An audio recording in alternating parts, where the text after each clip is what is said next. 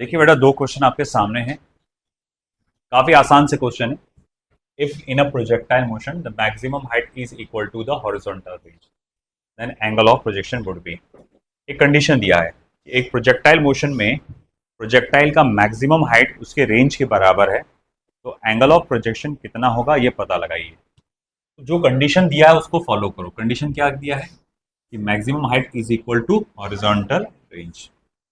चलो भाई, जो कंडीशन दिया है उसको फॉलो करते हैं।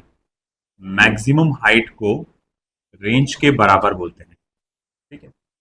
अब मैक्सिमम हाइट का फॉर्मूला क्या होता है? You square sine square theta upon 2g।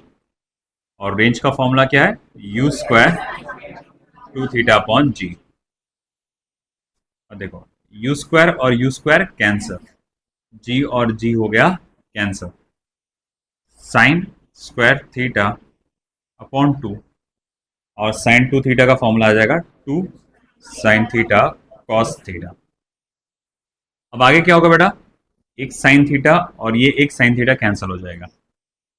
अब ये कॉस थीटा को इधर ला लो और 2 को इधर लेके चले जाओ, तो sine theta upon cos theta is equals to क्या हो जाएगा बेटा? 4, 2 2 जा 4, that is tan theta is equals to 4। आप पता लगा सकते हैं फिर थीटा क्या होगा।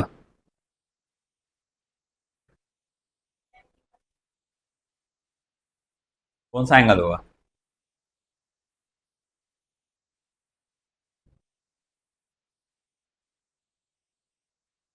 कौन सा एंगल हो सकता है? एग्जैक्ट कैलकुलेशन नहीं चाहिए, लॉजिक चाहिए, कॉमन सेंस। कॉमन सेंस का इस्तेमाल है यहाँ पर, which is not common at all. क्या होगा? कौन सा? अरे कौन आंसर दे रहा? डी। डी क्यों लग रहा आपको ऐसा? B for ball. अच्छा ठीक, 40 डिग्री क्यों ऐसा? बस मन किया। 4 है तो बोले 40 आ जाएगा, एक जीरो। अरे वाह! The correct answer is last option. अब मुझे कैसे पता चला कि लास्ट ऑप्शन करेक्ट था? सोचो।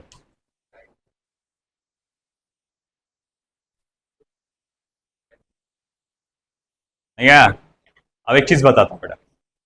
साइन की जो तुम सारी वैल्यू थे, साइन थीटा और कॉस थीटा, साइन थीटा और कॉस थीटा, उसकी हाईएस्ट वैल्यू होती है 1। वो 1 से कभी ज्यादा नहीं होता। मगर टेन थीटा की हाईएस्ट वैल्यू इनफाइनाइट होती है।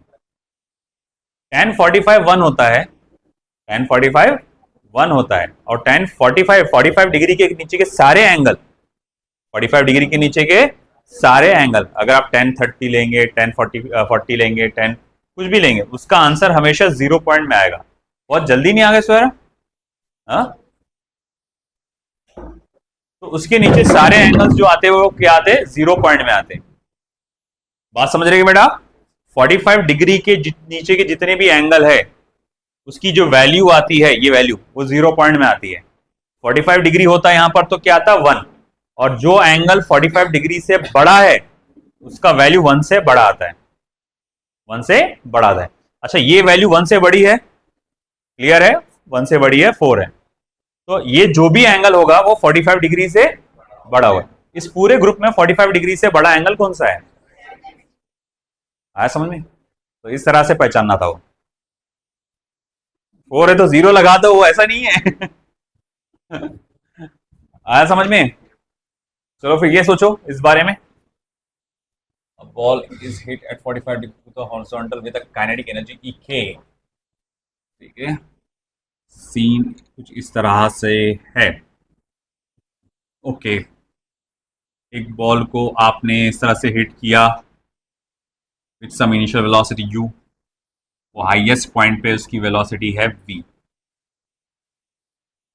ठीक है, angle of projection was found to be 45 degree. और मुझसे कहा गया कि इस जगह पे काइनेटिक एनर्जी इसकी ई के थी।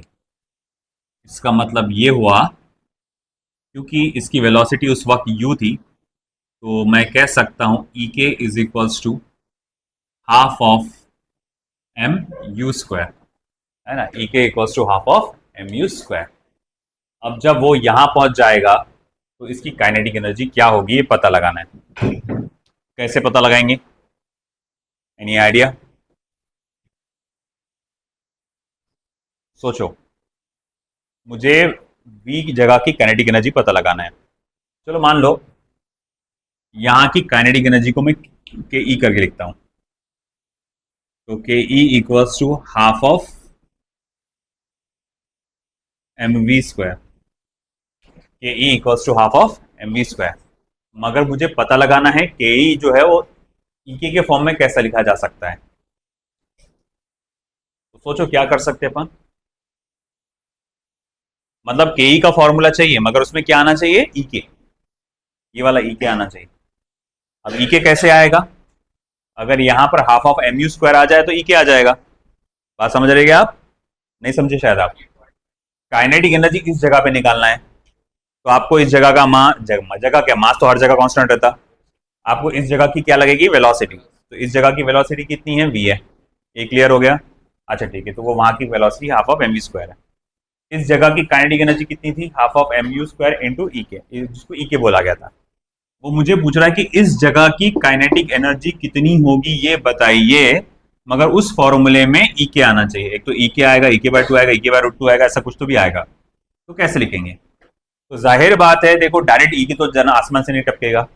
अब अपने को क्या करना पड़ेगा? Half of M we square के जगह यहां कुछ तो भी ऐसा करना पड़ेगा कि यहां पर यू आ जाए, half of M you square, और उसके साथ कुछ नंबर आ जाएगा। Half of M you square आना चाहिए और उसके साथ मल्टीप्लीकेशन में कोई नंबर। तो अगर मुझे half of M you square मिल गया तो उसकी जगह मैं क्या डाल सकता? ई के डाल सकता। अब तुम ये सोचो कि यहां पर half of M we square के जगह half of M you square कैसे आएगा, या सिंपल वी स्क्वायर के जगह u square multiply by some number कैसे आ सकता है? सोचिए। बिल्कुल भी नहीं। यहां काइनेमेटिकल इक्वेशन कोई रोल ही नहीं है। पहली बात तो देखो, ये वेलोसिटी कहां की है? ये इस डायरेक्शन की है, और ये वेलोसिटी इस डायरेक्शन। काइनेमेटिकल इक्वेशन सिर्फ वर्टिकल वेलोसिटी पे लगता।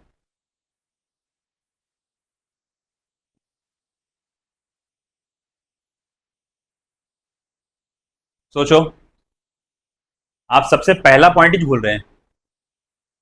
पहला पॉइंट, की पॉइंट का सबसे पहला पॉइंट, वो बार बार यूज आता है। ऐसा क्या है? वेलोसिटीज इक्वेट करो। हॉरिजॉन्टल वेलोसिटी को क्या करो? इक्वेट करो। अच्छा एक बात बताओ, यहां की हॉरिजॉन्टल वेलोसिटी क्या होगी? u cos 45 डिग्री होगी। अरे हाँ या ना बोले। u cos 45 डिग्री होगी। ये हॉरिजॉन्टल वेलोसिटी है ना? ये v भी क्या है? Horizontal velocity. ये भी हॉरिजॉन्टल वेलोसिटी, ये भी हॉरिजॉन्टल वेलोसिटी। और हॉरिजॉन्टल वेलोसिटी एक प्रोजेक्टाइल मोशन में हमेशा कांस्टेंट होता है। तो मैं बोलूंगा देखो भाई, u cos 45 और आपका v, ये दोनों के दोनों कैसे है बेटा? सेम है। तो इस जगह जहां पर v आया है उसकी जगह तुम ये लिख सकते हो। तो therefore kinetic energy is equals to half of m u square cos square 45 degree. v की जगह आ गया। अच्छा ठीक है, half of m u square multiply by cos 45 कितना होता है?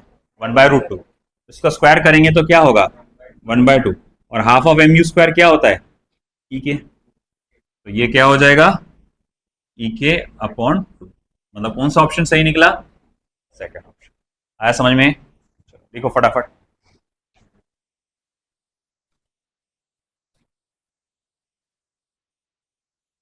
तो यहां क्या दिया बेटा आपको?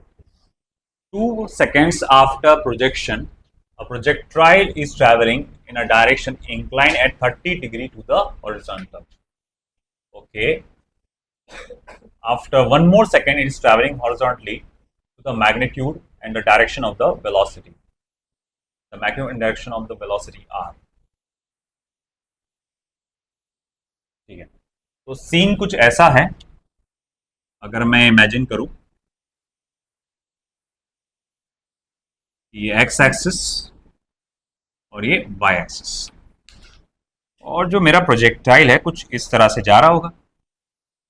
आपने शुरू में उसे u वेलोसिटी से फेंका, ये एंगल थीटा, मगर 3 सेकंड के बाद जब मैंने चेक किया तो वो यहां था। ये थी फाइनल वेलोसिटी, ये इसका हॉरिजॉन्टल कंपोनेंट, और ये आ रहा है इसका वर्टिकल कंपोनेंट। और ये हाईएस्ट पोजीशन पे जो वेलोसिटी होगी, मान लो इसको वीएम करके हम लोग बोलेंगे, ठीक है, और यहां पर एंगल बना 30 डिग्री। तो देखो क्या बोला इसने, 2 सेकेंड्स आफ्टर अ प्रोजेक्शन, मतलब ये एकदम शुरुआत वाली position, t equals to 0 seconds, और ये 2 सेकेंड की बाद वाली पोजीशन। तो 2 seconds after a projection, a projectile is traveling in a direction inclined at 30 degree to the horizontal. So velocity inclined at 30 degree to the horizontal. After one more second, एक और second के बाद, मतलब कितना time हो चुका होगा, 3 seconds, है ना, एक सेकंड और। The travel one more second, it is traveling horizontally to the magnitude. Horizontally, it is traveling horizontally. एक सेकंड के बाद और, मतलब यहाँ से यहाँ आने को कुल मिला के यहाँ से यहाँ 3 सेकंड लग गए, तो वो हॉरिजॉन्टली ट्रैवल करता है।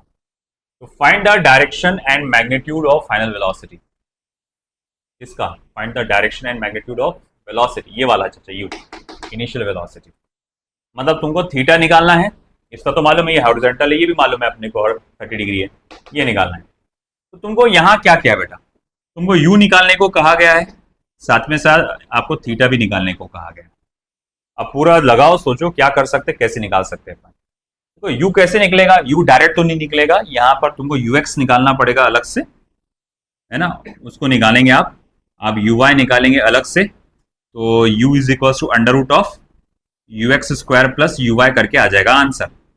और रही बात थीटा की, तो tan inverse of uy upon ux करोगे तो आपको क्या मिल जाएगा, थीटा। ये याद है ना, वेलोसिटी का एंगल निकालने का फॉर्मूला होता है velocity along y axis upon velocity along x axis. तो मतलब अपनी तलाश है ux और uy की, कि किसी तरह से तुमको ux निकालना है और uy निकालना है। चलो उस तलाश के पीछे पड़ते हैं। अब कैसे निकालेंगे वो देखो, तो कैसे हो सकता है,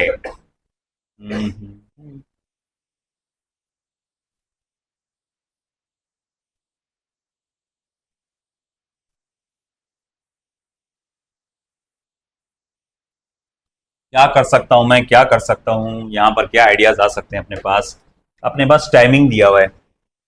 अच्छा ठीक है ना, मुझे एक चीज मालूम है कि यहां से यहां पहुंचने के लिए टाइम क्या लगा, 3 सेकंड। और दूसरी बात ये भी मुझे मालूम है कि भैया कि यहां पर पहुंचने के बाद जो वर्टिकल वेलोसिटी थी वो 0 हो चुकी थी। तो मैं यहां लिख सकता हूं कि भैया इस सिचुएशन पे vy 0 है,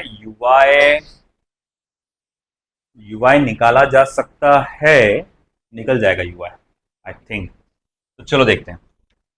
तो मैं नाम दे देता हूँ कुछ ओ ए और ये बी, ये नाम दे देता हूँ पॉइंट्स को, जो मुझे आसानी से समझ में आ जाएगा कि मैं कौन से पाथ पे क्या अप्लाई कर रहा हूँ। तो फॉर पाथ ओ बी, ओ से लेके बी तक के आप ये वाला फॉर्मूला इस्तेमाल कर रहे हैं, v y equals to u y minus g t. तो जब हम लोग पाथ ओबी में यहां पहुंचे थे तो फाइनल वर्टिकल वेलोसिटी क्या हो चुका था, 0, और ui जो होगा वो u साइन थीटा होगा minus g multiply by t, कितना था बेटा, 3 सेकेंड। तो 3 सेकेंड्स, ओके। तो मैं यहां लिख सकता हूं देखो u sine theta is equals to how much बेटा, माइनस 30 मीटर पर सेकेंड। u साइन थीटा मतलब क्या होता है बेटा, ui होता है ना, मेरे को ui मिल गया 30 मीटर पर सेकेंड। अच्छा ठीक है, चलो मान लिया। अब आगे क्या मुझे पता लगाना है, ui तो मिल गया, अब किसी तरह से ux मिल जाए। ux कैसे मिलेगा,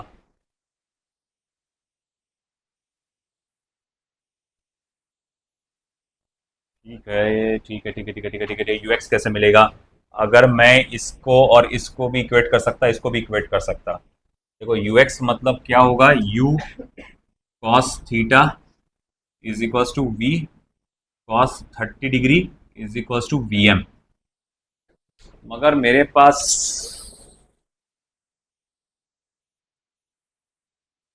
तो नहीं आ रहा है, और अगर सपोज करो मैं v साइन 30 निकालूं या v साइन 30, तो भी इससे इक्वेट करूँ तो शायद v की वैल्यू मिल जाएगी मेरे को, और अगर v की वैल्यू मिल गई तो मुझे u cos थीटा मिल जाएगा। हाँ देखो इधर बेटा, for path A B, for path A B, A से लेकर बी तक। अच्छा बेटा देखो, मैं बोलूंगा फॉर पाथ ए बी, इसकी वर्टिकल वेलोसिटी कितनी आएंगी बेटा, v sin 30। यह है कि आपकी इनिशियल वेलोसिटी। जब मेरा पार्टिकल यहां से यहां बढ़ रहा है, मैं सिर्फ वर्टिकल पाथ पे फोकस कर रहा हूं, मैं सिर्फ वर्टिकल मोशन पे फोकस कर रहा हूं। तो बेटा बताओ कि वर्टिकल वेलोसिटी कितनी है। तो आप बोलेंगे देख भाई ऐसी v थी और उसने हॉरिजॉन्टल के साथ 30 डिग्री का एंगल बनाया था, उसको कंपोनेंट्स बनेंगे v cos 30 v sin 30। तो इनिशियल वेलोसिटी थी मेरी v sin 30, बाद में जब वो यहां से यहां पहुंचा तो फाइनल वेलोसिटी, तो वर्टिकल वेलोसिटी तो क्या हो चुकी थी, 0। तो फॉर पाथ ए बी फिर से मैं ये फॉर्मूला लिख रहा हूं, v y equals to u y minus g t. तो वी वाई तो 0 हो चुका था और ये हो चुका था v cos 30 minus g t. तो वो हो जाएगा v cos 30 माइनस जी की जगह जी की जगह 10 और t की वैल्यू थी 1। तो cos 30 कितना होता है बेटा, रूट 3/2 इज इक्वल टू 10। देखो v इक्वल्स टू 20 रूट 3, 2 10 ये आ गया। अब इससे फायदा क्या हुआ बेटा, इससे फायदा ये हुआ कि मुझे v की वैल्यू मिल गई। अच्छा v की वैल्यू मिलने से फायदा क्या हुआ, मैं इस इक्वेशन में डालूंगा। तो जैसे कि मैं इसको इक्वेशन नंबर 1 दे देता हूं, तो ठीक है। अब देखो भाई क्या है, मैं इसको और इसको इक्वेट करूंगा।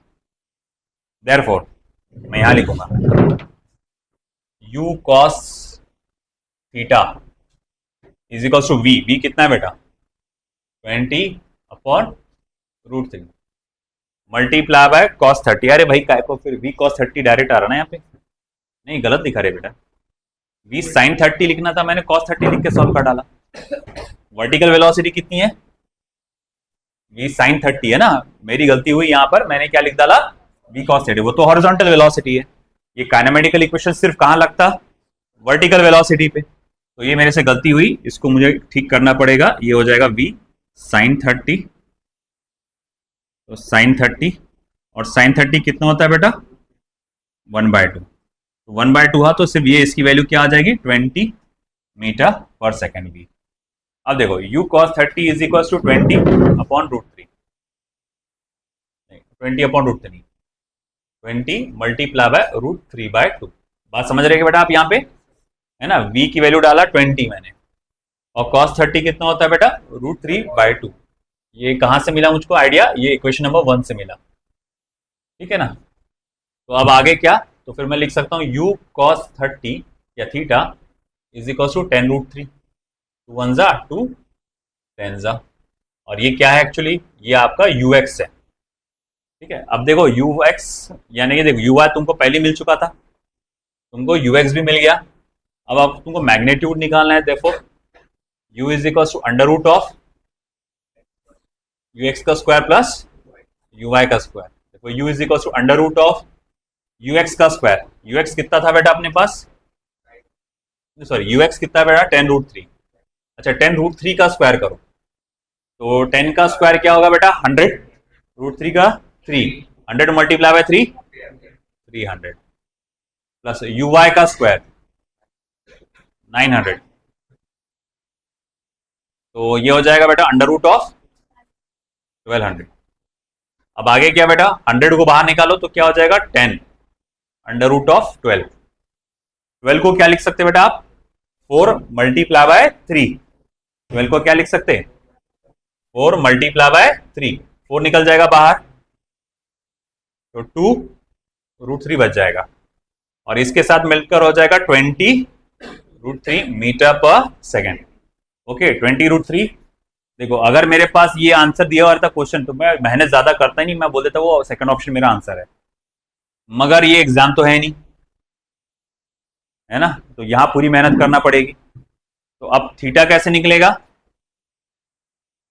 tan inverse of uy upon ux, theta equals to tan inverse of uy कितना है बेटा, मुझे uy को हाईलाइट करना चाहिए, देखना ढूंढना पड़ रहा है इसको, ये uy और ये रहा हमारा यू एक्स, क्योंकि मेन तो वही है ना।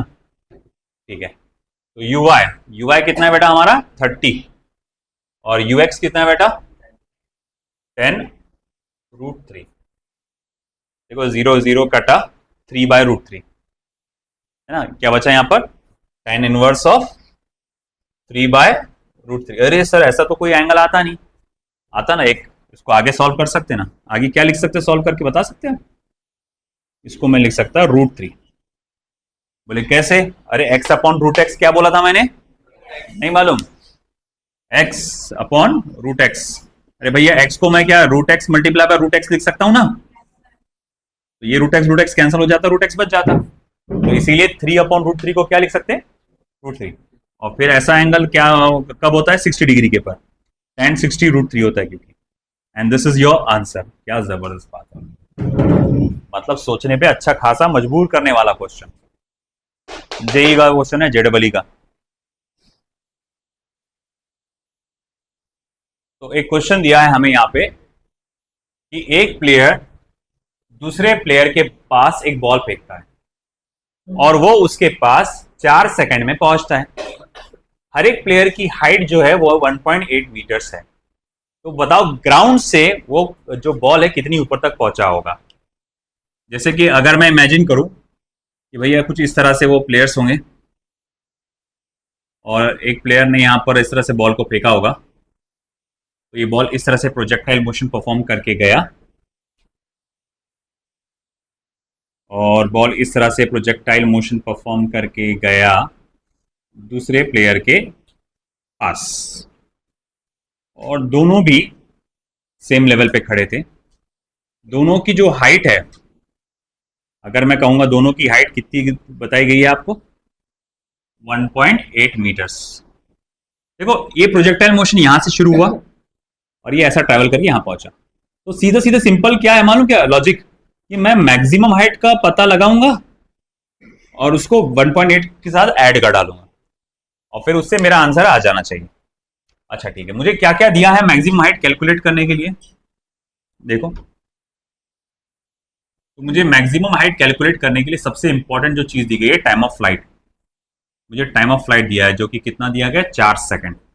अरे यार उससे मैं कैसे पता लगाऊंगा, अरे बहुत आसान है, टाइम ऑफ फ्लाइट का फॉर्मूला क्या होता है 2u sin थीटा अपॉन जी। ये तुमको 4 दिया है ना, तो तुमको u sin थीटा की वैल्यू दे दिया उसने, g की वैल्यू क्या होती 10 है ना, 40 या 2 1 जा 2 2 जा, तो u sin थीटा कितना हुआ तुम्हारा 20 मीटर पर सेकेंड है ना, u sin theta vertical velocity.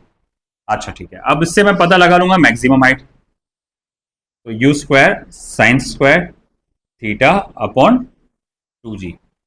अच्छा ठीक है, मैक्सिमम हाइट कितनी आएगी बेटा फिर u साइन थीटा का स्क्वायर यानी कि 20 का स्क्वायर वो है 400, 2 मल्टीप्लाई बाय 10, 0 0 कैंसिल, ये बचा क्या 20। अच्छा 20 प्लस 1.8 करूंगा तो कितना हो जाएगा 21.8। मगर अब यहां मैं अटक जाऊंगा, 21.8 आया तो भैया वो 21.4 भी नजदीक है, 22.4 ज्यादा दूर नहीं है, तो कौन सा वाला ज्यादा करेक्ट है। अब एक अंदाजा लगा सकते आप, एक अंदाजा लगा सकते कि भाई 21.8 से सबसे नजदीक क्या आएगा 21.4, मगर फिर भी क्या ये सही है। अब ये क्यों गलत आ रहा है हमारा, क्योंकि हमने g की वैल्यू क्या लिए 10 लिए, हमें एक्चुअली g की वैल्यू क्या लेना चाहिए था 9.8, तो क्यों एक बार काम करेंगे हम उसको 9.8 लेके सॉल्व करके देखेंगे। तो u sin थीटा की वैल्यू को मैं g की वैल्यू को मैं 10 की जगह 9.8 दूंगा, ये कटा ये कटा, ये 2 हो गया, u sin theta is equal to 2 times of g है ना, ये आ गया 2 टाइम्स ऑफ g। ओके चलो मान लिया, जब टाइम पड़ेगा तो मैं g की वैल्यू डाल दूंगा। अब मैक्सिमम हाइट का फॉर्मूला क्या होता है u square sine square theta upon 2g, सही है। अच्छा बताओ u साइन थीटा की वैल्यू क्या आई थी 2g आई थी ना, इसका स्क्वायर है यहां पर तो क्या जाएगा 4g स्क्वायर अपॉन 2g, 2 और 2 गया, g और g गया, एक g बचा 2g यानी कि 2 मल्टीप्लाई बाय 9.8 19.6 मीटर्स। अरे भैया ये तो मतलब क्या हुआ मैक्सिमम हाइट हुआ। अब तुमको क्या करना पड़ेगा, उसमें 1.8 जोड़ना पड़ेगा। देखो h नेट करके कहूंगा मैं तो 19.6 में जोड़ो 1.8, बोलो कितना आ रहा?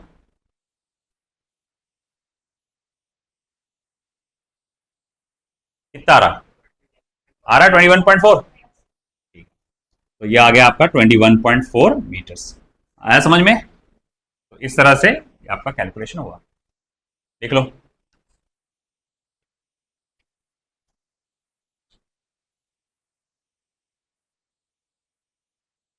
तो देखो बेटा, एक और क्वेश्चन तुम्हारे सामने आया है यहाँ पे। The velocity of a projectile at a point on trajectory is equal to the slope at that point. उस पॉइंट पे जो स्लोप होगा उसके बराबर होगा। देखो